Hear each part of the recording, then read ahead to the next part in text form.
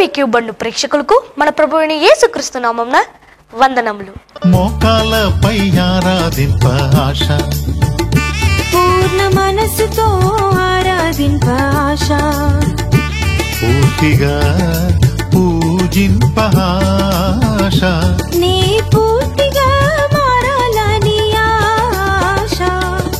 మోకాలపై ఆరాధింప ఆశ, పూర్ణ మనసుతో ఆరాధింప ఆశ, పూర్తిగా పూజింప ఆశ, నీ పూర్తిగా మారాలని ఆశ. మోకాలపై ఆరాధింప ఆశ. ఇప్పుడు మా డాడీ రెవరెండ్ డాక్టర్ జన వసంత బాబు గారు దేవుని వాక్యం అందిస్తారు. విందామా?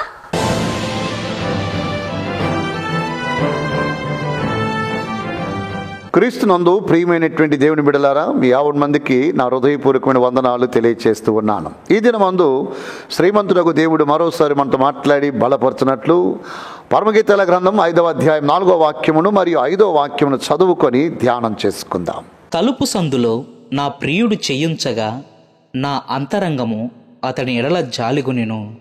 నా ప్రియునికి తలుపు తీయ లేచి తిని, నా చేతుల నుండి నా వ్రేళ్ల నుండి జటామాంసి గడియల మీద స్రవించెను. క్రీస్తునందు ప్రియమైనటువంటి దేవుని బిడ్డలారా, చదవబడినటువంటి లేఖన భాగాలను మీరు గమనిస్తూ ఉన్నప్పుడు ప్రియుడు తలుపు దగ్గర నిలవబడి తడుతూ ఉన్నాడు. ప్రియుడు తలుపు తడుతూ ఉంటే తాను ఏమన్నదో తెలుసా? నేను ఇప్పుడే వస్త్రములను తీసివేసి తిని వాటిని మరలా ఏలాగు తొడుగుకొందును. రెండవ మాట, నేను కాళ్ళను కడుగుకొన్నాను, వాటిని మరలా నేనేలా మురికి చేసుకొందును. అంటే ప్రియుడు తలుపు దగ్గర తలుపు తడుతూ ఉన్నప్పటికీ ఆయన స్వరము వింటూ కూడా ఆయన స్వరమును బట్టి ఆయన మాటను బట్టి త్వరితముగా తలుపు తీయక ఆయనతో మాట్లాడుతూ నేను వస్త్రములను తీసివేశాను, కాలును కడుగుకొన్నాను, మరలా వాటిని ధరించను, నేను మురికి చేసుకొనను అని చెబుతూ ఆలస్యము చేస్తూ వచ్చింది. నా ప్రియమైన బిడ్డలారా, ఇలాగ ఆలస్యము తాను చేస్తూ ఉన్నప్పుడు మరలా తాను ఒక కార్యాన్ని గుర్తిస్తుంది. ఏంటంటే తలుపు యొక్క సందులో ప్రియుని యొక్క చేయి కనబడుతూ ఉన్నది. ఆ తలుపు సందులో ప్రియుని యొక్క చేయి కనబడగానే తను అంటుంది కదా, నా అంతరంగము అతని ఎడల జాలి పడెను అని తెలియచేస్తుంది. నాకు ప్రియమైనటువంటి దేవుని బిడ్డలారా, బహు జాగ్రత్తగా గమనించాలి. ఈ షూలమితి జతగాండ్ల మందులో ఉన్నప్పుడు, ఈ షూలమితి లౌకికమైనటువంటి జీవితంలో ఉన్నప్పుడు, అనగా ప్రాణప్రియుని గుర్తించక పూర్వము ఏ రీతిగా వ్యవహరించింది, ప్రాణప్రియుని గుర్తించి ఆయన మందలోనికి వచ్చి ఆయన అడుగు జాడల్లో నడుస్తూ ఆయన పెడుతున్న మేతను తింటూ ఉన్నప్పుడు ఆ పరమ వరుని గురించి చాలా చక్కగా అభివర్ణించింది కదండి. మరి తన జీవితంలో అంత గొప్ప ఆత్మీయ అనుభవంలోనికి వచ్చిన తరువాత మరలా ప్రాణప్రియునితో మాట్లాడుతున్నప్పుడు ఏమంటుంది అంటే, నేను మరలా వాటిని తొడుగుకోలేను, నేను కాళ్ళను మరలా మురికి చేసుకొనలేను అని చెప్పి తనకు కలిగినటువంటి కొద్దిపాటి పరిశుద్ధతను గూర్చి స్వయం తృప్తి కలిగినదై ప్రభువుతో ప్రాణప్రియునితో మాట్లాడుతుంది. నేను లేచి రాలేను. ఈరోజు నిజముగా చాలా మంది యొక్క వ్యక్తిగత ఆత్మీయ జీవితంలో చూసినప్పుడు వారు కలిగినదే, వారికున్నదే పరిశుద్ధత యొక్క ఉన్నత స్థానము అనుకుంటారు. మనం కలిగిన పరిశుద్ధతే అయినను ఆయన కోరుకునే పరిశుద్ధత మనకు కావాలి. ప్రియుడు పిలుస్తూ ఉన్నప్పుడు ఆ ప్రియుని యొక్క స్వరము విని స్పందించాలి. కానీ ఈవిడేమో స్పందించకుండా కుంటి సాకులు చెప్పుకుంటూ ఆలస్యము చేస్తుంది. ఈ కార్యక్రమం వీక్షిస్తున్నటువంటి ప్రియతమ దేవుని బిడ్డలారా, దేవుని యొక్క లేఖనాలు మీరు పరిశీలించి చూడండి. ఆ దేవాతి దేవుని యొక్క స్వరమును విని వెంటనే స్పందించినటువంటి వారి యొక్క జీవితాలలో అనేకమైనటువంటి అద్భుతాలను చూచారు. నిజముగా ఆదికాండము 22:12 వాక్యాన్ని చదువుతూ ఉన్నప్పుడు అబ్రహాము గారు అక్కడ ఒక స్వరమును వింటూ ఉన్నాడు. వినినటువంటి స్వరమునకు స్పందించి తను ఎలాగూ వ్యవహరించాడో ఒక్కసారి చూద్దాం. ఆదికాండము 22వ అధ్యాయం 12 మరియు 13 2 వాక్యాలు చదువుకుందాం. అప్పుడు ఆయన, ఆ చిన్నవాని మీద చెయ్యి వేయకుము, అతని నేమియూ చేయకుము, నీకు ఒక్కడై ఉన్న నీ కుమారుని నాకియ్య వెనిదీయలేదు గనుక నీవు దేవునికి భయపడువాడవని ఇందువలన నాకు కనబడుచున్నదనెను. అప్పుడు అబ్రహాము కన్నులెత్తి చూడగా పొదలో కొమ్మలు తగులుకొని ఉన్న ఒక పొట్టేలు వెనక తట్టున కనబడెను. అబ్రహాము వెళ్ళి ఆ పొట్టేలును పట్టుకొని తన కుమారునికి మారుగా పెట్టి దహన బలిగా అర్పించెను. ప్రియతమ దేవుని బిడ్డలారా, చదవబడినటువంటి లేఖన భాగాలు మీరు చూస్తున్నప్పుడు దేవాతి దేవుడు అబ్రహాము యొక్క ఏకైక కుమారుడైనటువంటి ఇస్సాకును బలి కోరుతూ ఉన్నాడు. అబ్రహాము ఎంత మాత్రము విస్మరించకుండా, కాదనకుండా దేవుడు తానుకు సెలవిచ్చిన మాట ప్రకారము దేవుని వాక్కు నెరవేర్చుటకై ఆ కుమారుని తీసుకుని వచ్చి ఆయన చూపించినటువంటి స్థలములో బలిపీఠమును కట్టి బలిపీఠము పైన ఇస్సాకును పరుండబెట్టి వారిని తెగనరికి బలి ఇవ్వటానికి సిద్ధమవుతూ ఖడ్గాని దూసి నరకబోతూ ఉండగా ప్రభులు వారు మాట్లాడుతున్న మాటను ఒక్కసారి పరిశీలించండి. దేవాతి దేవుడు అన్నాడట, అబ్రహామా చిన్నవాని మీద చెయ్యి వేయకము. ఆ స్వరము వినబడగానే అబ్రాహాము గారు స్పందించారు. లేదు, ఆ స్వరమును స్పందించకుండా వెంటనే నరికి ఉన్నాడంటే కుమారుడు చనిపోయి ఉంటాడు. ఆ స్వరమును స్పందించాడు. స్పందించిన తర్వాత తనతో మాట్లాడుతున్న స్వరమును బట్టి అతడు వెనుకకు తిరిగి చూడగా వెనుక భాగములో అతడు ఏ రీతిగా తన కుమారుడని ఇస్సాకుతో చెప్పాడు. ఇస్సాకుతో ఏం చెప్తున్నాడండి? సగం కొండ ఎక్కగానే కుమారుడు అడుగుతున్నాడు, డాడీ నిప్పులున్నాయి, కట్టెలున్నాయి, మరి బలి ఇవ్వటానికి గొర్రె పిల్ల ఎక్కడా అని అడిగినప్పుడు అతడు పెద్ద ట్రాజెడీ చేయలేదు, కానీ విశ్వాసాన్ని అక్కడ కనపరుస్తూ ఒకే మాట చెప్తున్నాడు, నా కుమారుడా, పర్వతం మీద యెహోవా చూచుకొనును, యెహోవా ఈరే అని చెప్పి కుమారునితో మాట్లాడి తీసుకెళ్తూ ఉన్నాడు. ఏ విశ్వాస ప్రకటనను కుమారునితో చెప్పాడో అదే విశ్వాస ప్రకారం శ్రీమంతుడగు దేవుడు అబ్రహాం యొక్క విశ్వాసమును పరీక్షించి సువర్ణముగా మారినదని తెలుసుకున్న తర్వాత దేవుని స్వరమును విని ఆ స్వరమును స్పందించి వెంటనే తిరిగి చూడగా తాను విశ్వసించి కుమారునితో చెప్పిన ప్రకారమే పొట్టేలు ఒకటి కనబడుతూ ఉన్నది. ఆమేన్. నా ప్రియమైన బిడ్డలారా, ఆయన మాట్లాడినప్పుడు, ఆయన పలకరించినప్పుడు, ఆయన పిలిచినప్పుడు వెంటనే స్పందించాలి. స్పందించి అలా వెనుకకు తిరిగి చూడగానే పొట్టేలు కనబడుతూ ఉంది. ఆ పొట్టేలును బలి చేసి ఇస్సాకును తీసుకొని పనివారితో ఏమైతే చెప్పాడో ఆ ప్రకారం చేస్తున్నాడు. పనివారితో ఏం చెప్తున్నాడు? మీరు ఇక్కడే ఉండండి, నేనును చిన్నవాడును వెళ్ళి యెహోవాను సేవించి వచ్చేదము అని చెప్పాడు. ఆ ప్రకారమే వచ్చేదము అని బహువచనములో ఎలాగూ చెప్పాడో అదే ప్రకారము బహువచనముగానే అబ్రహాము ఇస్సాకు ఇరువురు కలిసి మరలా వచ్చారు. ఎందుకు చెబుతున్నానో తెలుసా? నా ప్రియమైన బిడ్డలారా, పరమ వరుడైనటువంటి ప్రభుల వారు, నా ప్రభు అయిన యేసు క్రీస్తు వారు నిన్ను పిలుస్తూ ఉన్నప్పుడు ఆలస్యము చేయకూడదు. నిన్ను పిలుస్తూ ఉన్నప్పుడు ఆలోచించకూడదు. ఆయన స్వరమును స్పందించి ఆ స్వరమునకు లోబడగలిగినట్లయితే అనేకమైన అద్భుతాలు నువ్వు చూడగలవు. ఒకవేళ ఈ స్థలములో షోలమితిని పోలి ఈయన కొంచెం ఆలస్యము చేసుంటే ఆయన చిత్తమును ఉల్లంఘించి ఆయన యొక్క ఆశీర్వాదాన్ని కోల్పోయేవాడు కదండి. ఈ సమయంలో నీవు నేను షోలమితిని పోలి ప్రభుల వారు పిలుస్తున్నప్పటికీ, ప్రభుల వారు హెచ్చరిక చేస్తున్నప్పటికీ నాకున్న పరిశుద్ధత చాలు, నా పరిశుద్ధతే మేలు అని నువ్వు ఊరుకోకూడదు సుమి. ఆయన పిలుస్తున్నప్పుడు ఆయన యొక్క స్వరమునకు సంపూర్ణముగా నీవు లోబడాలి. అంత మాత్రమే కాదు, నిర్గమకాండం 3వ అధ్యాయం 3, 4, 2 వాక్యాలు చదువుతున్నప్పుడు అక్కడ మోషే యొక్క జీవితంలో ఒక స్వరం వింటూ ఉన్నాడు. అక్కడ మోషే యొక్క జీవితంలో ఒక అద్భుతాన్ని చూస్తున్నాడు. ఏంటో తెలుసా? మిద్యానులో అతడు గొర్రెలు కాసుకుంటూ పోతూ ఉండగా ఒకవైపు పొదలో నుండి అగ్ని రగులుకుంటూ ఉంది. అగ్ని రగులుకుంటూ ఉండగా ఈ మనుషుడు దృష్టిస్తున్నాడు. ఏంటి అక్కడ అగ్ని ప్రభావం కనబడుతుంది, కానీ పొద కాలిపోలేదే ఏంటి, ఈ విచిత్రం అని చెప్పి చూచుటకు ఆ తట్టు తిరిగాడు.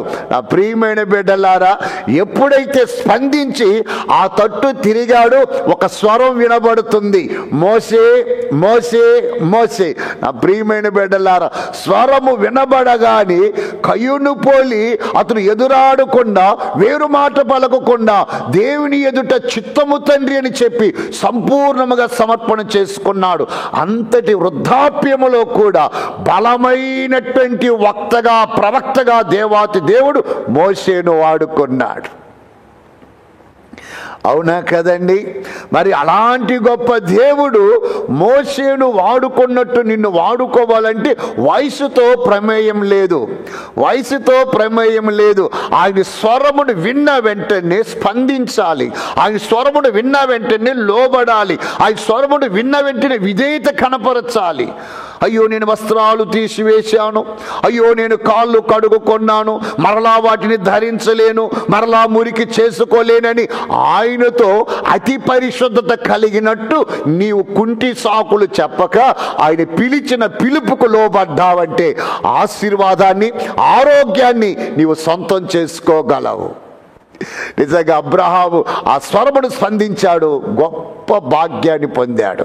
మోసే ఆ స్వరమును స్పందించాడు, గొప్ప ప్రవక్తగా రాణించాడు.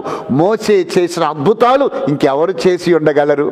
అలాంటి గొప్ప ఆశీర్వాదం, ఆధ్యాత్మికమైన ఆశీర్వాదం, భౌతికమైన ఆశీర్వాదం మీకు కలగాలి అంటే స్వరము వినబడగానే ఆయన స్వరానికి లోబడాలి. పద్మాసలంకలో మహానుభావుడు యోహానయ్య గారు ఉన్నారు. యోహానయ్య గారు పద్మాసలంకలో ఖైదీగా ఉన్నప్పుడు ప్రభు దినమందు ఆత్మవశుడై ఉండగా అతనికి ఒక దర్శనము కలుగుతుంది. ఆ దర్శనమును మీరు పరిశీలించినట్లయితే దర్శనానికి ముందుగా అతని వెనుక భాగములో ఒక స్వరం వినబడుతుంది. ఆ స్వరము తనతో మాట్లాడుతూ ఉన్నప్పుడు బైబిల్ మీరు ఒక్కసారి చూడండి, ప్రకటన గ్రంథం 1వ అధ్యాయం 12-13 2 వాక్యాలు చదువుకుందాం. ఇది వినగా నాతో మాట్లాడుచున్న స్వరమేమిటో అని చూడ తిరిగి తిరుగగా 7 సువర్ణ దీపస్తంభములను, ఆ దీపస్తంభముల మధ్యను మనుష్య కుమారుని పోలిన ఒకరిని చూచి తిని, ఆయన తన పాదముల మట్టునకు దిగుచున్న వస్త్రము ధరించుకొని రొమ్మునకు బంగారు దట్టి కట్టుకొని ఉండెను. క్రీస్తునందు ప్రియమైనటువంటి దేవుని బిడ్డలారా, ప్రభు దినమందు ఆత్మవశుడై ఉన్నటువంటి యోహానయ్య గారికి ఒక స్వరం వినబడుతుంది, ఆదియు నేనే అంతము నేనే అని చెప్పి ఒక స్వరము, బలమైన స్వరం వినబడుతూ ఉండగా యోహానయ్య గారు ఏం చేశారట? నాతో మాట్లాడుతున్న ఈ స్వరము ఏమిటి అని చెప్పి ఆ స్వరమును స్పందించి ఆ స్వరమును గూర్చినటువంటి వివరములు తెలుసుకొనుటకై నా వెనుక వినబడుతున్న ఈ స్వరము ఏమిటా అని అలా తిరిగాడట.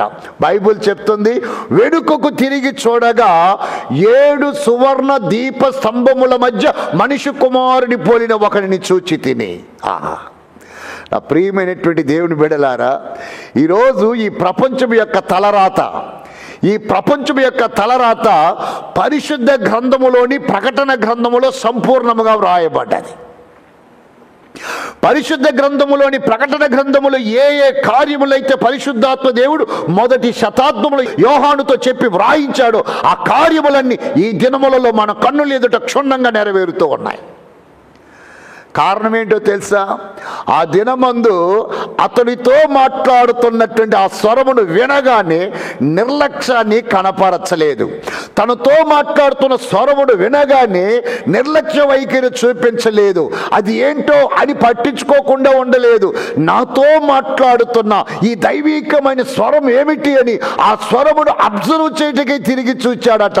బైబిల్ చెప్తుంది, ఎప్పుడు ఆ స్వరముని విని స్పందింపబడి దాని గూర్చి పూర్తిగా తెలుసుకుంటూ అలా తిరిగాడు, 7 సువర్ణ దీప స్తంభముల మధ్య మనిషి కుమారుని పోలినటువంటి నా ప్రియమైన ప్రభు వారిని చూడగలిగాడు. అంత మాత్రమే కాదు, ప్రపంచం యొక్క తలరాతను ప్రకటన గ్రంథములో వ్రాయగలిగాడు. నిజముగా నా ప్రియమైన దేవుని బిడ్డలారా, అలాంటి అమూల్యమైనటువంటి గొప్ప ఆశీర్వాదాలను నీవు చవి చూడాలి అంటే, అలాగే నీవు గొప్ప ఆశీర్వాదములతో భూలోకములో ఉన్నంత వరకు దీవెనకరంగా కనబడాలి అంటే, దేవుని స్వరము వినబడినప్పుడు, వాక్యము నీకు వినబడినప్పుడు, ఆయన శబ్దమునకు వెనువెంటనే నీవు లోబడాలి. వెనువెంటనే స్వరమునకు లోబడక, ఆ స్వరమునకు విధేయత కనపరచక, షోలమ్మితిని పోలి, అయ్యో నా వస్త్రములు తీసివేసి తిని, నా కాళ్ళు కడుగుకొంటిని, నేను ఎలా తొడుగుకొందును, నేను ఎలా మురికి చేసుకొందునని పరిశుద్ధపరిచిన ప్రభువుతోనే పరిశుద్ధతను గూర్చి అతిగా మాట్లాడావు అంటే, లేదా ఆ స్వరాన్ని స్పందించకుండా ఆలస్యము చేశావంటే, తరువాత ఆమె పడినటువంటి పాటలను 6వ వాక్యంలో మీరు చూడగలరు. ఎందుకు చెబుతున్నానంటే, నా ప్రియమైన బిడ్డలారా, దేవుని స్వరము మీకు వినబడినప్పుడు ఆ స్వరాన్ని మీరు నిర్లక్ష్యము చేయకండి. దైవజనుడా, మరి సోలమితో మాట్లాడిన ప్రభు, అబ్రహాముతో మాట్లాడిన ప్రభు నాతో మాట్లాడడా? నిశ్చయముగా మాట్లాడుతాడు. కానీ నా ప్రియమైన దేవుని బిడ్డలారా, దేవుడు ఒక ద్వారములోనే మాట్లాడాల్సిన అవసరం లేదు. ఆయన ఏ మార్గములోనైనా, ఏ ధోరణిలోనైనా మాట్లాడుతాడు. దేవుడు ఏమై ఉన్నాడు? వాక్యమై ఉన్నాడు. ఆది యందు వాక్యముండెను, వాక్యము దేవుని యొద్ద ఉండెను, వాక్యమే దేవుడై ఉండెను. ఈ రీతిగా వాక్యం వింటూ ఉన్నప్పుడు కూడా ఆయన నీతో మాట్లాడుతున్నాడు అన్న సత్యాన్ని నువ్వు గ్రహించి, వాక్యము చెబుతూ ఉన్నప్పుడు దాన్ని వింటూ ఉన్న నీవు దేవుని వాక్యానికి లోబడగలిగావు అంటే, అబ్రహాము చూచిన ఆశీర్వాదం, మోసే జరిగించిన అద్భుతం, యోహానికి ఇవ్వబడిన జ్ఞానం మీకు ఇవ్వబడుతుంది. కానీ మహాతల్లి మాత్రం ఏమంటుందట? నేను బట్టలు తీసివేశాను, నేను కాళ్ళు కడుగుకొన్నాను, వాటిని ధరించలేను, మురికి చేసుకోలేను. అందువలన ఎంతో నష్టాన్ని, కష్టాన్ని తాను చవి చూచింది. అయితే నా ప్రియమైన దేవుని బిడ్డలారా, యేసు క్రీస్తు యొక్క దయా దాతృత్వాలు, జాలి, కరుణ, కటాక్షాలు ఎంత ఉన్నతమైనవో మీరు చూశారండి. తలుపు తట్టాడు, తలుపు తట్టి ఆవిడ తెరవట్లేదు, సాకులు చెప్తుంది, అనేక రకమైన కారణాలు చెబుతుంది. అయితే ప్రభులు వారిని గూర్చి ఆవిడ ఎందుకో ఒక్కసారి తలుపు తట్టుచున్న ఆ తట్టు ఆమె చెవులు ఉంచుటే కాకుండా కండ్లను కూడా పెట్టింది. వాక్యం అంటుంది, ఆ తలుపు సందులో నా ప్రియుడి యొక్క చెయ్యిని చూడగానే నా అంతరంగము ఆయన మీద జాలి పడెను. నా ప్రియమైన బిడ్డలారా, ఆయన చేతులు చూడగానే ఆమెకు జాలి కలిగినది. ఈరోజు ఆ చేతులు చూడగానే జాలి కలుగుటకు కారణమేమిటి? ఆ చేతులు చూడగానే అంతరంగము ఉప్పొంగుటకు గల కారణమేమిటి? ఆ చేతులు చూచిన వెంటనే అంతరంగములో ఆయన మీద జాలి రావడానికి గల కారణమేంటి?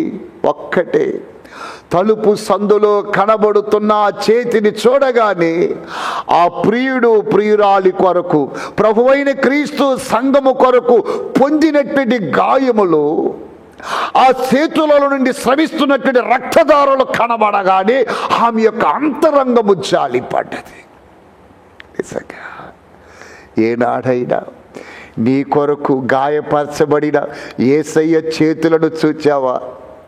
నీ కొరకు గాయపరచబడిన ఆ ప్రభు యొక్క కర్రములను చూచావా? నా ప్రియమైన బిడ్డ, యెషయా గ్రంథము 26వ అధ్యాయం 11వ వాక్యమును చదువుతున్నప్పుడు ఆ స్థలములో ఈ రీతిగా వ్రాయబడ్డది. ఒక్కసారి చదువుకుందాం. యెహోవా నీ హస్తమెత్తబడి ఉన్నది గాని జనులు దాన్ని చూడనొల్లరు. జనుల కొరకైన నీ ఆసక్తిని చూచి వారు సిగ్గుపడుదురు. నిశ్చయముగా అగ్ని నీ శత్రువులను మృంగివేయును. ప్రియమైనటువంటి దేవుని బిడ్డలారా, తలుపు తట్టినా తీయక, స్వరము వినినా లోబడక ఉన్నటువంటి జనముల వైపు ఆయన హస్తము ఎత్తబడి ఉన్నదట. ఆయన చేతులు చాచబడి కనబడుతూ ఉన్నాయట.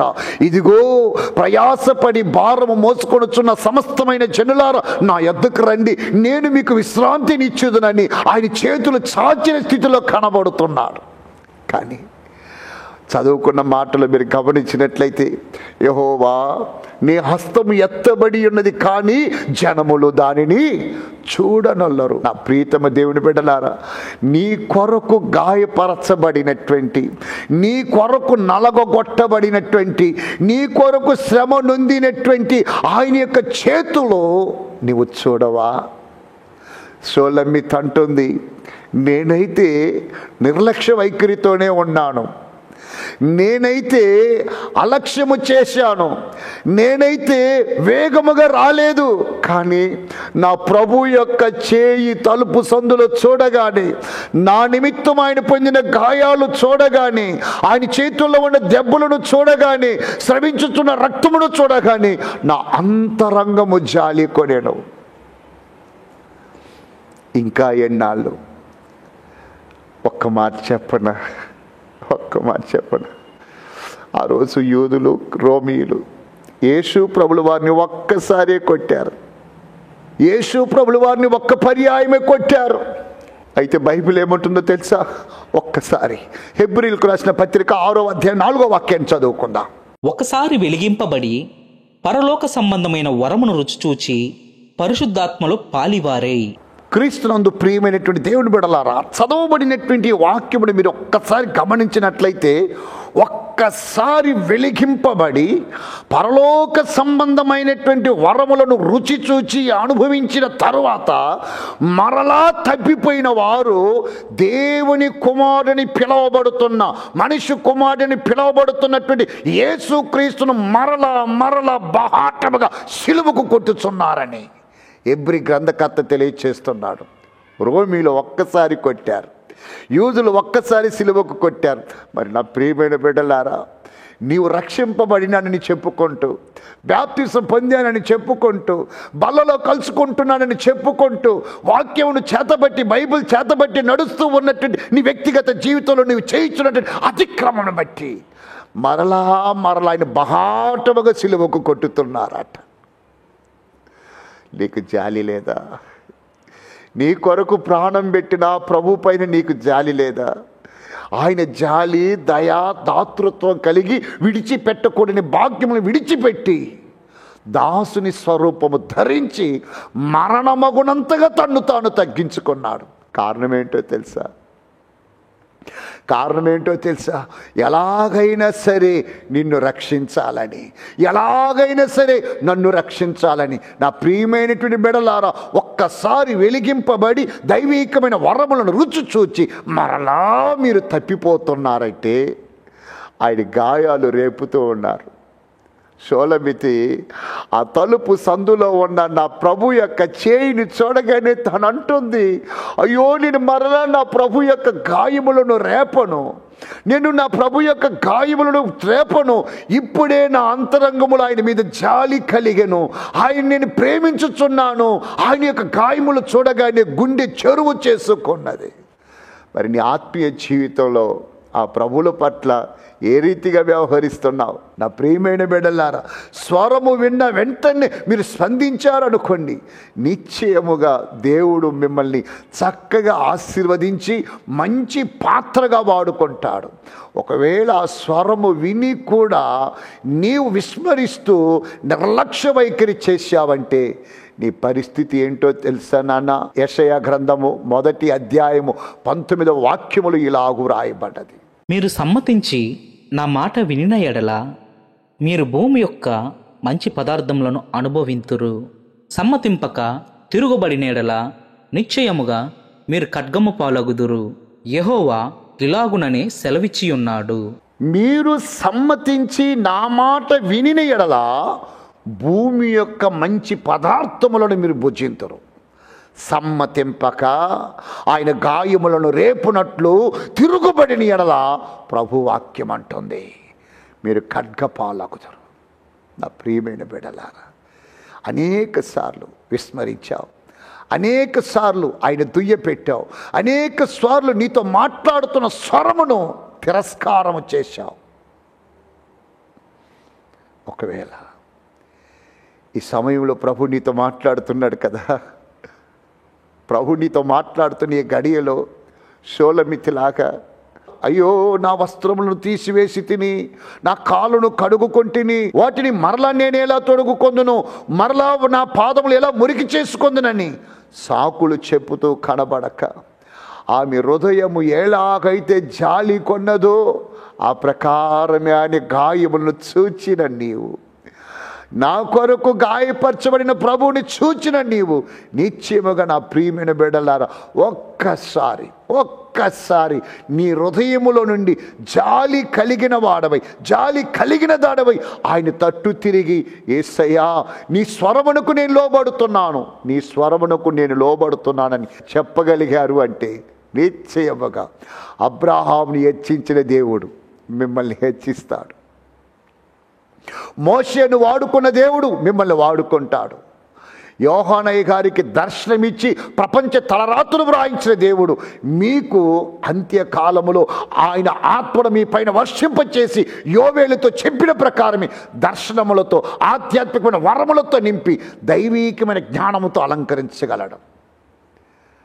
లేదు నేను లోబడను అని తిరస్కారము చేసి కయ్యూనులాగా ఎదిరించారు అంటే దేశదిమ్మరులవుతాం. కయ్యూను దేవుడి స్వరం విని నా తమ్ముడికి నేనేమన్నా కావలివాడనని ధిక్కరించాడు, ఎదురించాడు. అందుకే యెషయా 1:19 అంటుంది, సమ్మతింపక తిరుగుబాటు చేసిన ఎడల మీరు ఖడ్గపాలగుదురు. కాబట్టి దేవుని కోపము లేకపోతే శాపము మీరు చవి చూడకుండానట్లు ఈ దినమందైనా వినబడుతున్న ఆయన స్వరానికి మీరు లోబడి, యేసయ్యా ఇక నీ గాయాలు రేపను, నా కొరకు మీరు పొందిన గాయాలను బట్టి మీకు వందనములు, నేను జాలి హృదయముతో నానా ఇప్పుడే ప్రభువా నా సమస్త విధములైన కల్మషమును నీ రక్తములో కడుగుకొనుటకు ఆ స్వరానికి నేను లోబడుతున్నాను, నన్ను అంగీకరించండి అని చెప్పి చూడండి. నిశ్చయముగా గొప్ప ఆశీర్వాదాన్ని చూస్తారు. అయితే మహాతల్లి షోలమితి అతి భక్తిని, అతి పరిశుద్ధతను కనపరుస్తూ ఆలస్యము చేసినందువలన, ఆలస్యము వలన ఆమెకు జరిగినటువంటి సంఘటనలను రాబోయేటువంటి వారాలలో మనం చూడగలం. కాబట్టి మీరు ఈ స్వరమును ధిక్కరించి ఉల్లంఘించి మీ యొక్క పచ్చని భవిష్యత్తును, మంచి ఆశీర్వాదాలను కోల్పోకూడనట్లు right now kindly giving to the voice of the lord. Kindly give into the voice of the Lord. May God bless you all. చిన్న ప్రార్థన చేసుకుందాం. మహాపరిశుద్ధుడు వగు మా ప్రియ పరలోకపు తండ్రి, ఈ సమయంలో నాన్న నీ దాసులు నా ప్రియ ప్రేక్షకుల యొక్క హృదయాలకు మీరు మాట్లాడిన మాటలను బట్టి మీకు స్తోత్రాలు చెల్లిస్తూ ఉన్నాం. అయ్యా షోలమితిని పోలినైనా తనకు కలిగినటువంటి కొద్దిపాటి భక్తియే చాలిన భక్తి అనుకోక, తమకు కలిగిన పరిశుద్ధత కొద్దిపాటి పరిశుద్ధతే చాలిన పరిశుద్ధత అనుకొనక, నీవు కోరిన పరిశుద్ధతను వారు పూర్ణముగా కలిగి ఉండునట్లు నాన్న ఈ దిన వర్తమానము చేత నీ దాసులకు నా ప్రియ ప్రేక్షకులు మీరు స్పందించి ఉన్నారని నిరీక్షిస్తున్నాను. కుంటి సాకులు చెప్పక, ఆ చేతులలో స్రవించుతున్నటువంటి రక్తమును చూచి, ఆ కరములలో కలిగిన గాయములను చూచి, తాను ఎలాగైతే నా అంతరంగము అతని యందు జాలి కొనినని చెప్పినదో అదే ప్రకారం నాన్న అంతరంగములో నుండి నిన్ను పరిపూర్ణముగా స్వీకరించేటువంటి మంచి మనసు నీ దాసులకు నా ప్రియ ప్రేక్షకులకు అనుగ్రహించి కృపలతో నింపి సమస్త మహిమ ఘనత ప్రభావాలు మీరు పొందమని క్రీస్తు ప్రభు నామమున ప్రార్థించి వేడుకుంటున్నాను తండ్రి. ఆమేన్. మన పరమ తండ్రి అయిన దేవుని కృప, కుమారుడైన యేసుక్రీస్తు యొక్క ప్రేమ, పరిశుద్ధాత్మ యొక్క అన్యోన్య సహవాసం ఈ కార్యక్రమం వీక్షిస్తున్నటువంటి ప్రేక్షకులకును, ఈ కార్యక్రమానికై నాతో కలిసి శ్రమించినటువంటి బిడలకును, ఈ కార్యక్రమానికై స్పాన్సర్ చేసినటువంటి కుటుంబానికి ఆయన మేఘారుడై మధ్యాకాశంలో ప్రత్యక్షమయ్యేంత వరకు తోడై నడిపించునుగాక. Amen. Amen. God bless you all.